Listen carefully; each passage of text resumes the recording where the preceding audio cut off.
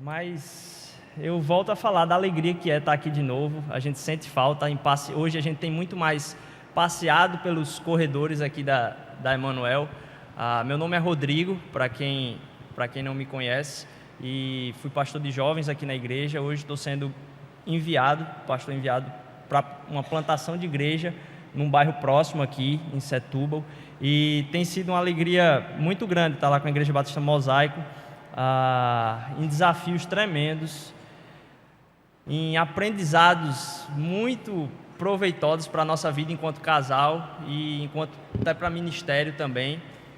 Mas, acima de tudo, uma alegria de poder contar com o apoio da igreja. Tem sido, cada dia eu tenho percebido o quanto faz diferença uma igreja que pode abençoar tantas pessoas com a sua vida, que você vier aqui durante a semana, você vai perceber que esse negócio não para. Isso aqui não para. O NAS está aqui a semana toda recebendo várias crianças e abençoando a vida delas. E a gente passeia nos corredores e a gente enxerga isso. E poder ver como essa estrutura tem abençoado até mesmo uma plantação de igreja, nossa, como eu sou grato. Então eu venho trazer aí um abraço da plantação, da Batista Mosaico e agradecer não só o apoio que a igreja tem dado, mas também as orações, e pedir que vocês continuem em oração por nós. Tem sido muito, muito bom estar nessa nova caminhada, nessa nova jornada, mas carecemos também das orações de vocês. E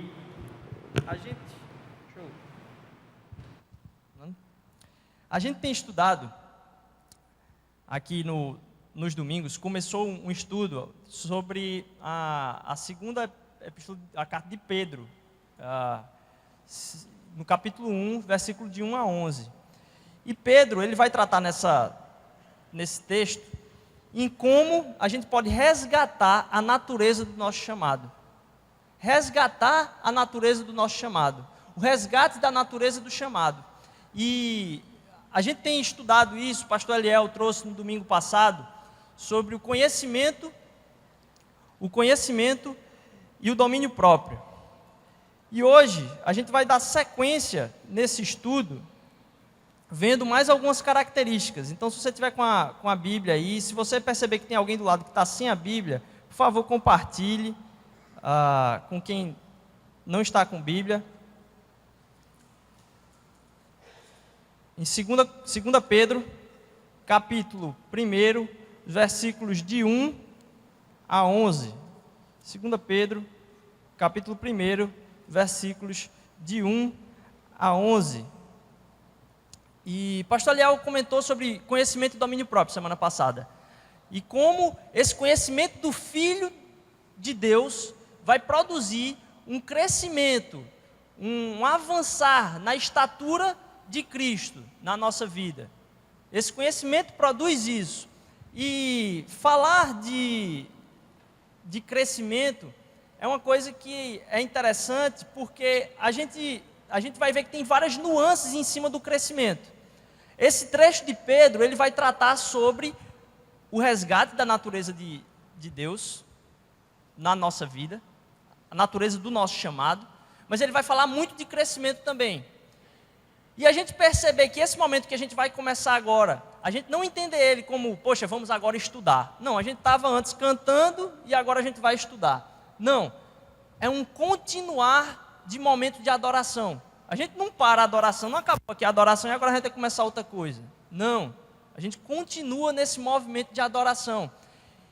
E a gente, no dia a dia, entende às vezes pouco o aspecto da adoração como sendo algo com o qual a gente precisa lidar o tempo inteiro. A gente não vem para a igreja adorar. A gente sai daqui adorando ao Senhor. E é impressionante como essas duas últimas músicas, Em Teus Braços e Ele Continua Sendo Bom, o quanto elas são repetitivas. E eu estava trazendo uma palavra, eu nem tinha planejado falar isso aqui, mas eu estava trazendo uma palavra para o grupo de louvor da plantação, dizendo como a gente tem mentalidades diferentes em relação à música. Tem gente que gosta de uma coisa muito mais metricamente estabelecida. E tem gente que gosta de algo que mexa mais com o emotivo.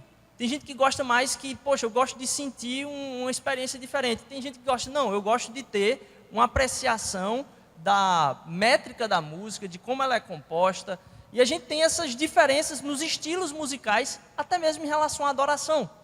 E como de um lado alguns tendem a se abraçar muito só com a emoção, e do outro a gente tende a somente cantar pela métrica. E eu acho, a minha criação, não porque meu pai disse isso, não, mas a minha percepção musical, ela vem de apreciar a beleza da construção da música. E eu acabo perdendo no meu íntimo aquilo que a música vinha atingir o meu coração de forma a me quebrantar na presença do Senhor. Então eu tenho trabalhado na minha vida a entender, por exemplo, que quando a gente canta algumas músicas, no meu coração eu vejo uma estrofe, e se ela se repete muito, o que é que eu já faço? Eu digo, peraí rapaz, a gente já cantou isso aí, vamos para o próximo passo. E eu sei que tem outras pessoas aqui que têm esse mesmo sentimento. Para que ficar repetindo tanto? Por outro lado, tem gente que gosta tanto de ficar tocando a mesma coisa e repetindo a mesma coisa, porque está ali numa experiência com Deus, de um jeito que, se sair daquele momento de experimento emotivo, parece que a presença de Deus vai embora também, quando não é verdade também. Então essa tem sido a minha batalha, e eu tenho tentado aprender o quanto a repetição ela é produtiva no meu coração. Porque eu digo, ele continua sendo bom, mas eu passo por essa porta e eu me esqueço disso. Então eu tenho trabalhado na minha vida o fato de que eu repeti as coisas, e é impressionante como o judaísmo tratava disso. Lá em Isaías, quando vai falar da visão que ele teve do Senhor, tinha os anjos lá que estavam cantando o quê? Santo, santo, santo é o Senhor. Em Apocalipse é a mesma coisa, santo, santo, santo é o Senhor. Porque no hebraico você não tem a palavra santíssimo. Para você falar santíssimo, você tem que falar santo, santo, santo. A repetição. E qual o propósito da repetição? É lembrar o nosso coração aquilo que a gente não consegue produzir apenas falando. Então, quando eu estava aqui louvando, ele continua sendo bom, eu digo, rapaz, eu preciso cantar isso de novo. Ele continua sendo bom, eu preciso cantar isso de novo. Ele continua sendo bom, eu não posso me cansar disso, porque essa frase não deveria me cansar. Você já percebeu como a criança gosta da repetição? Você tira a mão da cara assim, faz assim, ela, nossa, que fantástico. E começa a gargalhar na sua frente, e a gente vai perdendo isso. Porque as coisas que a gente vê fazer uma vez, a segunda vez já não tem mais graça. Então a gente tem que começar a trabalhar no nosso coração o aspecto da adoração, onde a repetição das coisas, ela não nos cansa. Porque o alvo não é o fato de estar repetindo, mas o que está se repetindo. Então quando eu digo, Senhor, em teus braços é o meu descanso, em teus braços é o meu descanso, em teus braços é o meu descanso, em teus braços é o meu descanso, eu não posso me cansar disso. Ou pelo menos eu não deveria me cansar com tanta facilidade. Porque a adoração, ela tem muito a ver com que a permanência do sentimento que está no meu coração. A adoração tem a ver com aquilo que o meu coração produz realmente de sentimento. Só que, eu sei que isso não é natural. E por isso eu tenho que me forçar.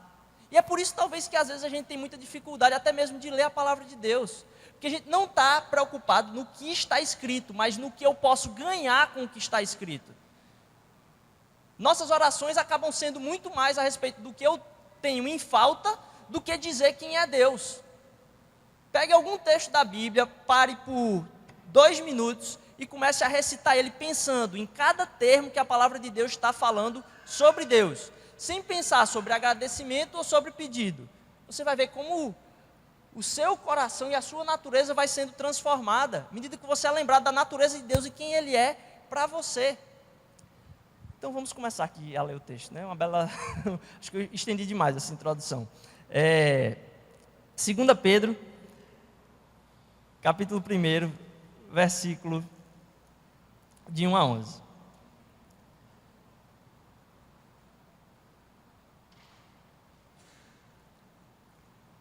Isso que a gente estava falando tem tudo a ver com o que a gente vai comentar hoje, apesar de eu não ter planejado isso. Simão Pedro, servo e apóstolo de Jesus Cristo, aqueles que, mediante a justiça do nosso Deus e Salvador Jesus Cristo, receberam conosco uma fé igualmente valiosa. Graça e paz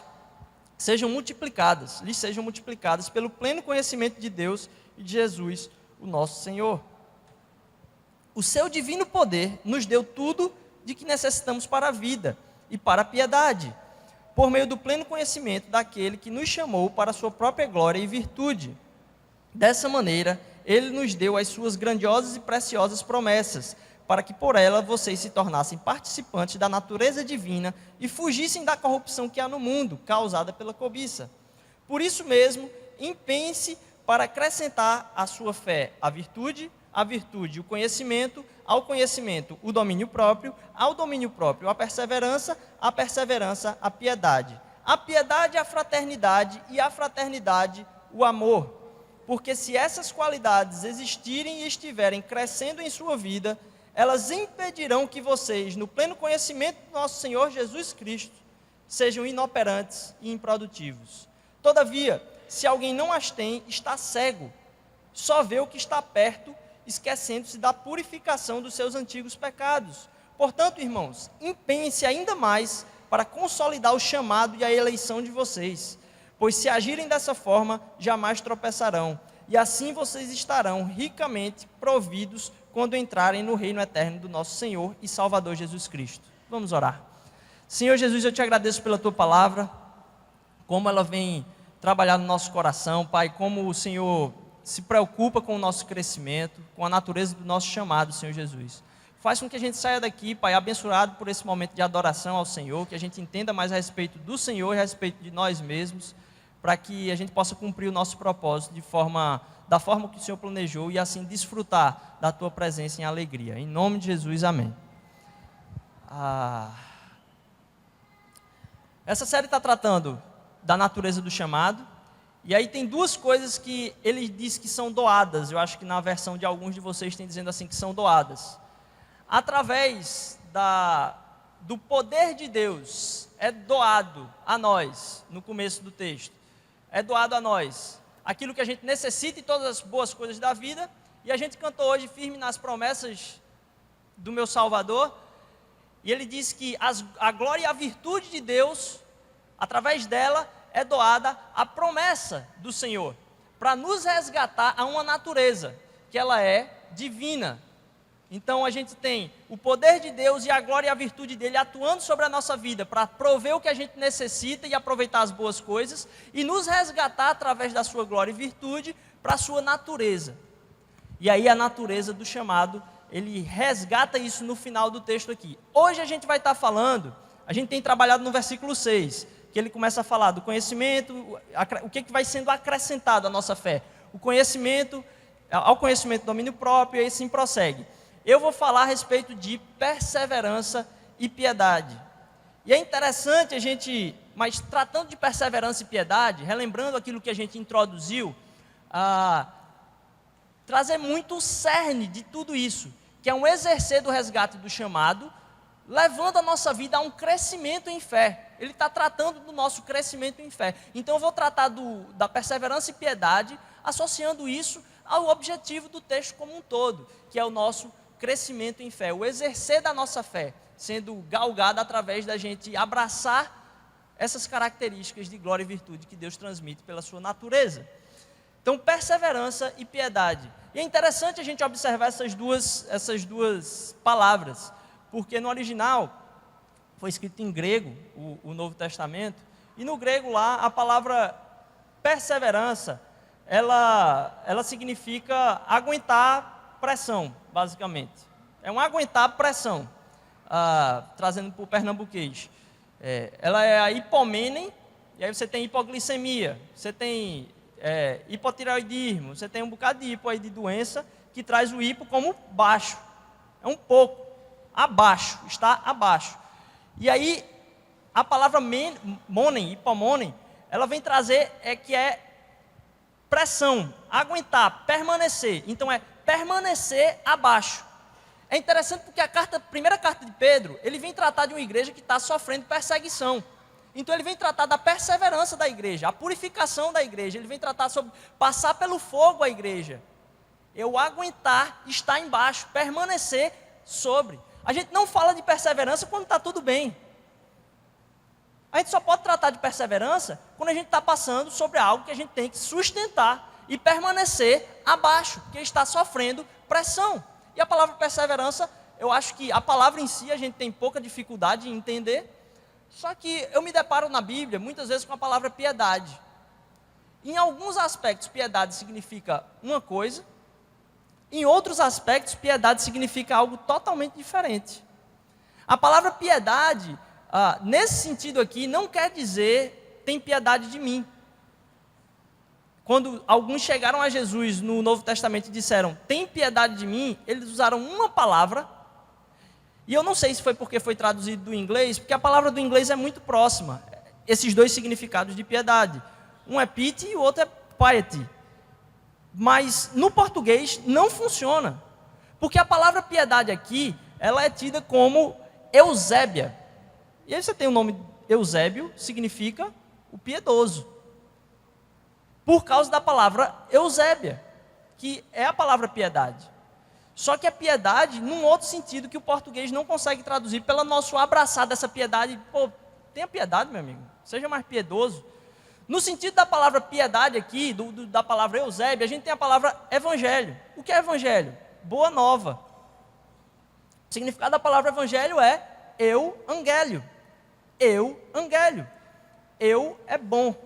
Angelo é um mensageiro. Quando a gente vai falar de anjo, o angelo é o mensageiro de Deus. Eu-angélio é o bom, a boa mensagem, as boas novas. Quando eu venho para Eusébia, eu tenho o bom e o zébio. O zébio, ele significa converter-se em direção a Deus.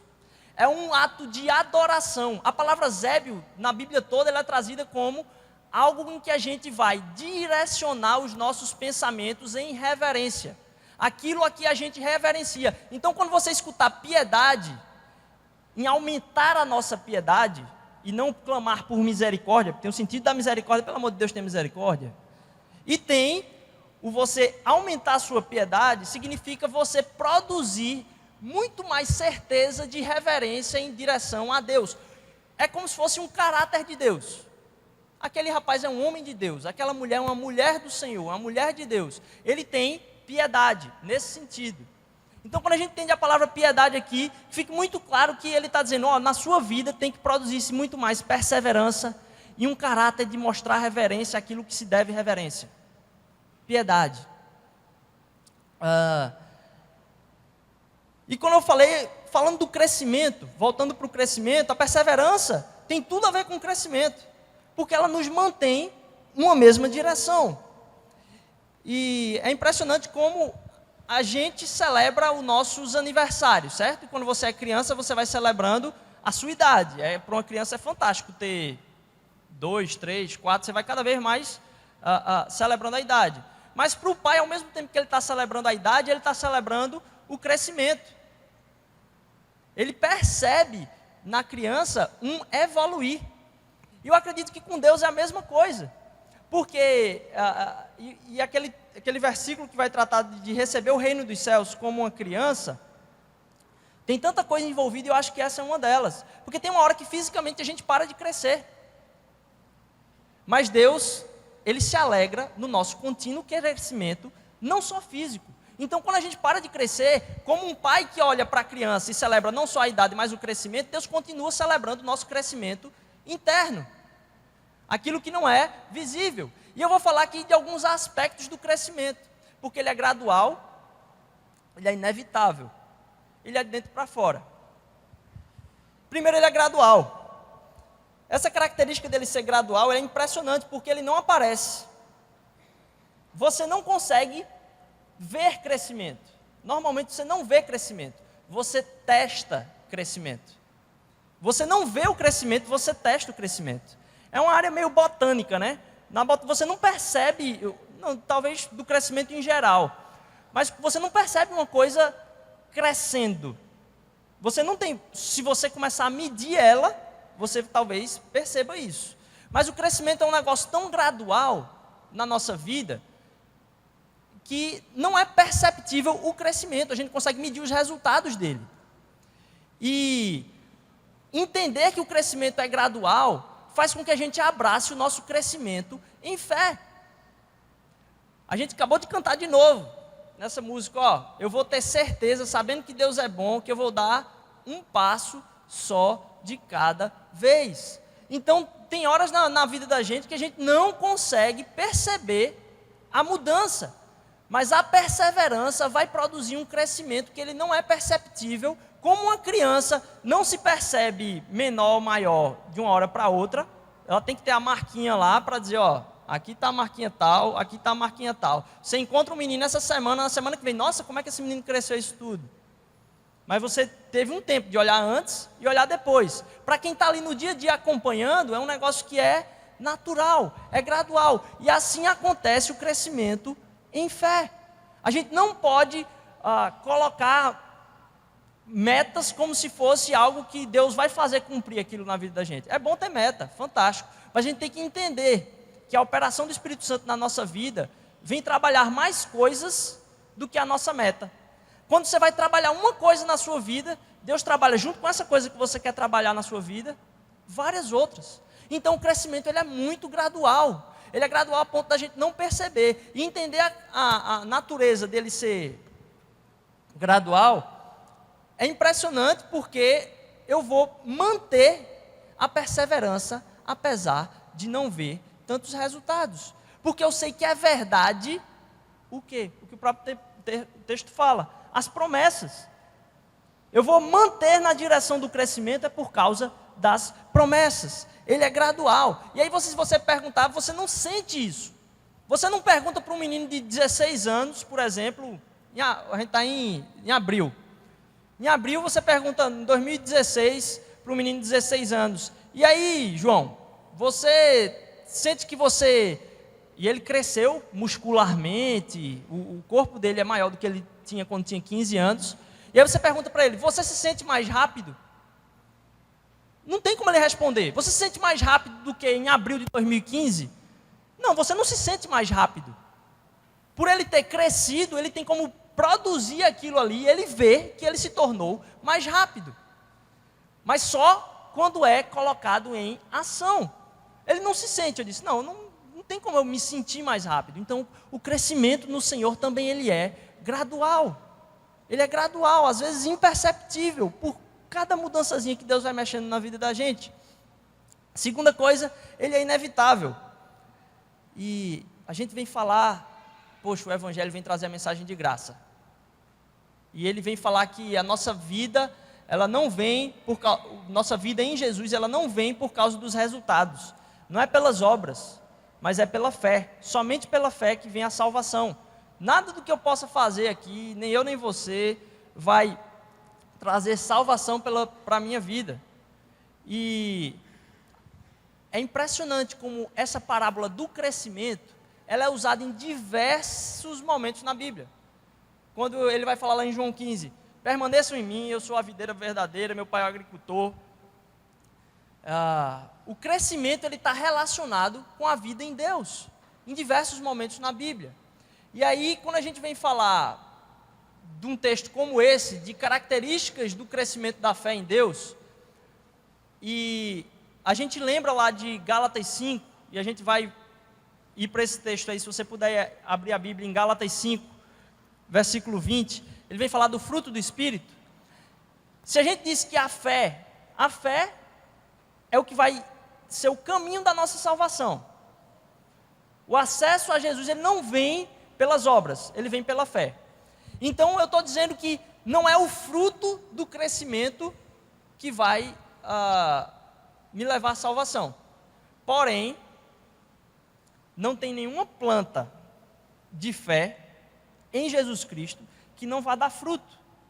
Então não é pelo fruto, mas não tem como a planta não dar fruto. Então a gente tem que começar a se questionar em alguns aspectos sobre a produção desses frutos. Não porque é isso a nossa salvação, mas por saber onde é que a gente está enraizando. Porque talvez alguns de nós aqui tenham muita dificuldade até hoje, mesmo tendo conhecido o Senhor Jesus há muito tempo, de guardar segredo. E aí tem muita gente que não se achega mais perto de você, porque sabe que não pode contar nada para você, que você sai espalhando.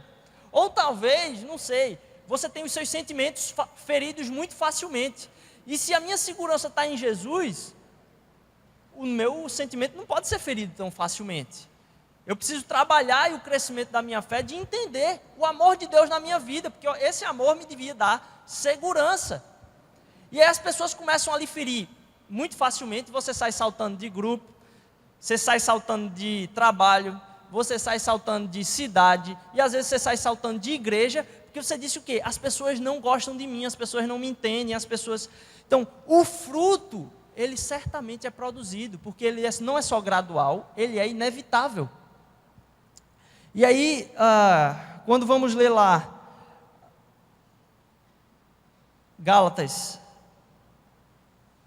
5, a partir do versículo 18. Mas, se vocês são guiados pelo Espírito, não estão debaixo da lei. Ora, as obras da carne são manifestas: imoralidade sexual, impureza e libertinagem, idolatria e feitiçaria, ódio, discórdia, ciúme, ira, egoísmo, dissensões, facções e inveja, embriaguez, orgias e coisas semelhantes. Eu os advirto, como antes já os adverti, aqueles que praticam essas coisas não herdarão o reino de Deus. Mas o fruto do Espírito é amor, alegria, paz, paciência, amabilidade, bondade, fidelidade, mansidão e domínio próprio. Contra essas coisas não há lei. Os que pertencem a Cristo Jesus, crucificaram a carne com as suas paixões e os seus desejos. Se vivemos pelo Espírito, andemos também pelo Espírito. Não sejamos presunçosos, provocando uns aos outros e tendo inveja uns dos outros. Então o fruto, ele é inevitável. Mas ele não só é inevitável, o crescimento, desculpa, o fruto não, o crescimento. Ele não só é inevitável, ele acontece de dentro para fora. E aqui está um aspecto muito importante. Porque nessa medição, não adianta só buscar o externo. Não adianta a gente, enquanto buscando o relacionamento com Deus, ficar pensando que as coisas externas é o que vai importar. Porque lá em 1 Coríntios 13, no texto mais lido, eu acho, do mundo aí, por causa da quantidade de casamento, em Coríntios Paulo vai falar que se não tiver amor, não adianta. Então ele está falando, pode ter um bocado de coisa externa, mas se a motivação que tiver interna não for verdadeira, não é isso que Deus está procurando. Então Deus não está de olho no seu crescimento, Ele está de olho no relacionamento com você. Deus não está de olho no seu crescimento, Ele está de olho no relacionamento dele com você. Porque o que vai produzir o crescimento é o seu relacionamento com Ele. Porque o crescimento, ele é de dentro para fora, não é de fora para dentro. E aí a gente está passando por um momento, nosso país está num momento muito delicado, num momento muito peculiar de sua história. Vamos dizer assim, poxa, de novo esse negócio, a gente não consegue, parece que a gente não consegue andar para frente. E é papel de nós, enquanto servos do Senhor, em buscar esse relacionamento com Ele, estar em oração pelo nosso país, pelos nossos líderes, como o pastor Eliel falou aqui, e permanecer, porque a gente ora muito pouco por eles, oramos muito pouco por eles. E num momento como esse, eu tenho visto tantas dissensões, tantos ódios, de a pessoa não conseguir falar um com o outro, pessoas próximas, pessoas às vezes de família, que por causa de posições diferentes, aí eu tenho certeza que aqui nesse público aqui, todos nós aqui, tem gente que com relação à decisão que está sendo tomada hoje, pensa de um jeito, e tem gente que pensa do jeito completamente contrário. E a gente exalta os nossos ânimos tentando defender o que é certo. A palavra de Deus não chama a gente, enquanto cristãos, o papel do cristão não é defender o que é certo.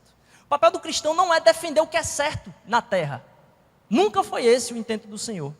A palavra de Deus vem nos chamar a defender, não vem nos chamar a defender o que é certo. Vem nos chamar a transmitir o que é verdadeiro. É muito diferente. Porque você pode estar completamente certo e completamente errado do mesmo jeito. Já teve uma discussão de casal, onde você estava completamente certo e falou tudo do jeito completamente errado? É bronca. É bronca. Para remendar depois, é uma brincadeira. Daqui que você der a meia volta que você fez, porque a forma que você falou não estava correta. Por quê? Se não tiver amor, não adianta. Então, o crescimento ele não é de fora para dentro, ele é de dentro para fora. Nós não fomos chamados a ser defensores do que é correto. Porque o que adianta ser correto se não houver transformação no coração? O que Paulo está dizendo aqui em Gálatas é que o que importa é o fruto. Então a medição do nosso crescimento, ela não pode ser pelas coisas que a gente faz ou deixa de fazer. Porque muitas vezes, nas nossas relações, a gente clama pelo que é certo e a gente está certo. Mas se não estiver sendo produzido no meu coração, amabilidade, longanimidade, paciência, domínio próprio, nossa, quem sou eu? O que é que Deus está produzindo na minha vida? Então num momento como esse que a gente está passando, que a gente possa pensar que nós continuamos na caminhada de ter o fruto do Espírito na nossa vida. E é esse o objetivo do crescer a fé. É que nos tornemos pessoas que crescem de dentro para fora. E não que tenham a palavra da razão. Porque isso não vai adiantar de nada. Sabe por quê? Até mesmo, e aí não devia nem estar falando isso aqui. Mas sabe por quê? Nem eu nem você sabemos do futuro. Pode ser que a decisão que seja tomada hoje seja a mais certa possível. E dê tudo errado, porque estava no projeto, não estava no propósito de Deus. Então a gente não sabe. Pegar um avião para ter uma entrevista de trabalho importante, uma reunião de fechar negócio importante, é bom ou ruim? É ótimo. Perder esse avião, é bom ou ruim? Horrível, porque você vai perder o negócio, sua reputação e tal. Aí você tem a notícia de que o avião cai. Pegar o avião é bom ou ruim? Quem é que sabe? Então o que é que tem que estar sendo produzido no meu coração? O fruto do Espírito. O fruto do Espírito. A gente não está para defender o que é certo, a gente está para transmitir o que é verdadeiro. A gente não está aqui para defender a Cristo. Cristo não precisa de defesa, Ele já ressuscitou, está à direita do Pai. A gente está para espelhar o seu caráter.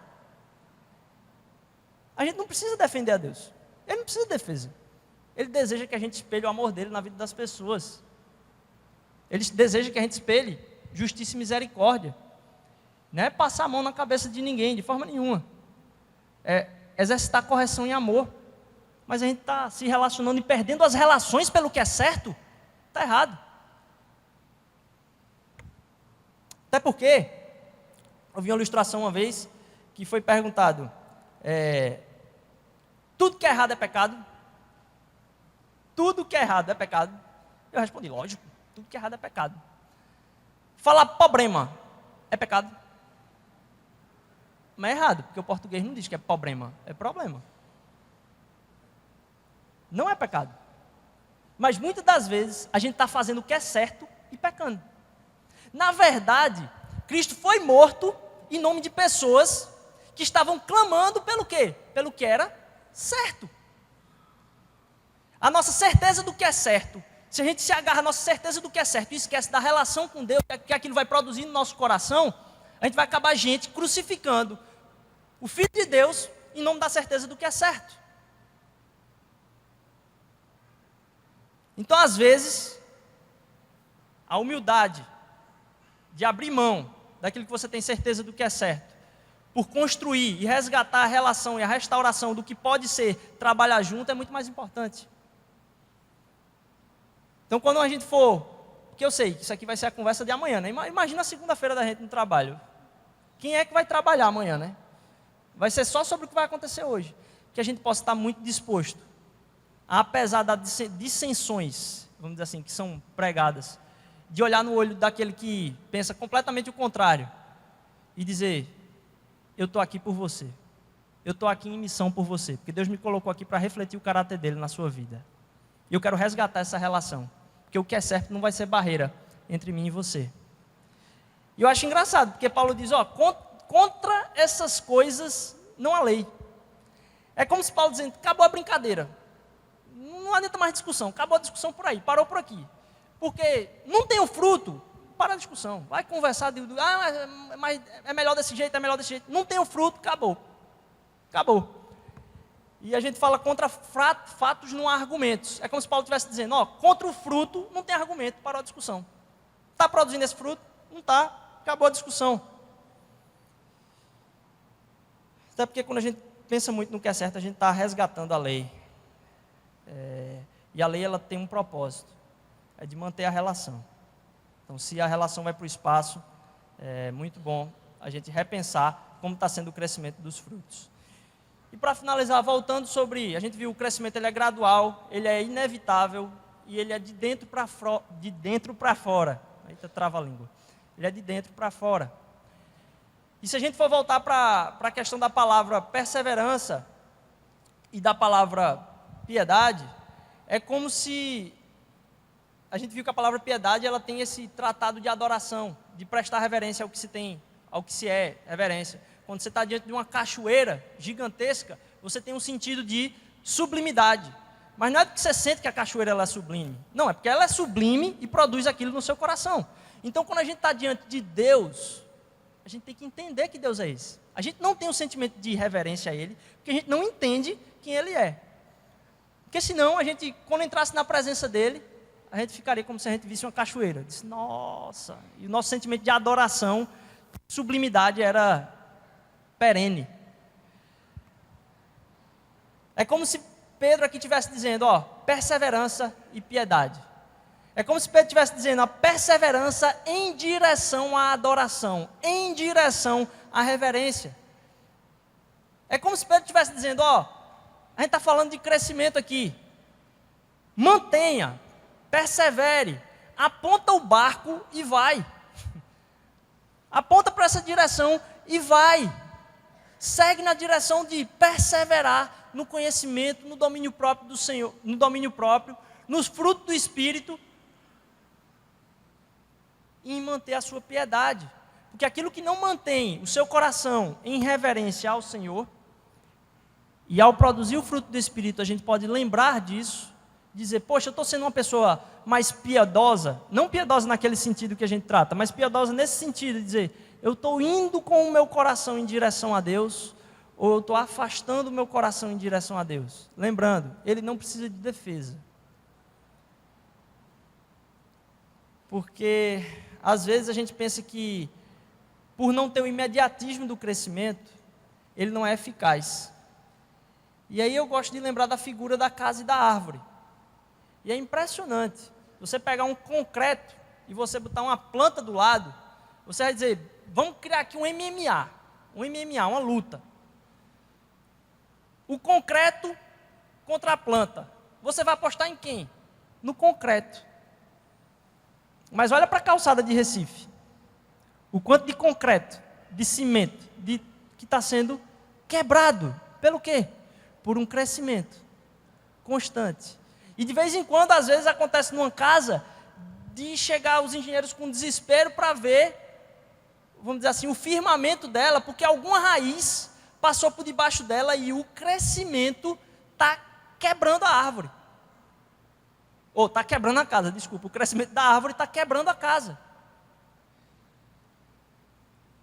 Então, no MMA do crescimento versus aquilo que a gente entende como sendo o impossível de ser quebrado por esse crescimento, a gente não tem como medir isso, porque lá no início do capítulo ele está dizendo, isso é derramamento do meu poder na vida de vocês. A necessidade que vocês têm vem do derramamento do meu poder. E a análise do poder das coisas, fazer uma coisa ou outra na vida da gente, a gente tem um entendimento limitado. Porque muitas vezes a árvore destrói a casa, através de um crescimento de anos, anos e anos. E se você for pensar que tudo que a palavra de Deus propõe para a gente, Jesus Cristo cumpriu, todo o desafio que foi proposto para a gente, todo o sofrimento que a gente pode suportar, Ele suportou para gerar identificação, e a gente olhar para Jesus e dizer, eu sei que o Senhor sentiu isso que eu estou sentindo aqui, por favor, me faz sentir a segurança no Senhor. A gente pode ver um Deus que foi fiel até o fim. Em Jesus, Deus perseverou. Por causa de quem? De nós. E que agora a gente pode ter uma vida piedosa, porque Ele teve uma vida amaldiçoada lá na cruz. Ele foi amaldiçoado por todo mundo, pregado na cruz, tendo vivido uma vida piedosa. Uma vida não de mostrar piedade, não. De em tudo mostrar reverência a Deus. De em tudo adorar a Deus. E aí eu e você podemos, através da nossa vida, completamente impiedosa, muitas vezes, poder dizer, Senhor Jesus, só a tua graça na minha vida, porque o teu amor é grande, eu sei que o teu filho, que foi piedoso, que foi aquele que te adorou ao máximo, no último minuto lá, disse, Senhor, eu não estou conseguindo te enxergar, por que o Senhor me abandonou? Para que a gente pudesse receber esse clamor, eu sei que o Senhor está aqui. Então que a gente possa perceber que esse crescimento, ele produz não só o propósito da nossa fé, mas ele produz força na nossa vida. Que a gente possa encarar a nossa semana como uma semana de graça, mostrando crescimento no Senhor para a vida de outras pessoas.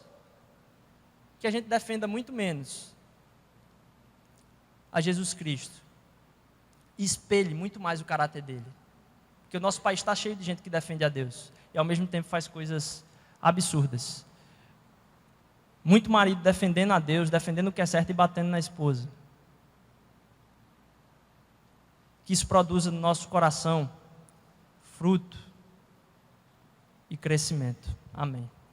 Senhor Jesus, eu te agradeço pela tua palavra, que o Senhor nos acompanhe no dia de hoje, Pai. Nos faz ficar em oração. Nossa, nossos ânimos são estão feito bicho com raiva em jaula. Senhor, nos aquieta nosso coração por ânimos aumentados qualquer, Senhor Jesus, que venham a prejudicar, Senhor Deus, o espelhar o caráter do teu Filho Jesus Cristo. Que a gente possa ser perseverantes em fé, Senhor Deus, para que o Senhor possa agir nas nossas vidas em resgate do nosso chamado, de traduzir a tua natureza divina, como Pedro fala. O Senhor nos chamou à natureza divina, Pai, a comungar com o Senhor dessa natureza, Senhor Jesus. Em teu Filho nós podemos abraçar essa família que o Senhor quis gerar através da igreja, Senhor Deus. Que a gente possa, Senhor Jesus, ser clamadores disso na vida do nosso país. Que o Senhor possa estar dirigindo tudo que vai acontecer hoje, Pai. Ó Senhor, nos livra do mal, Pai. Em nome de Jesus, amém.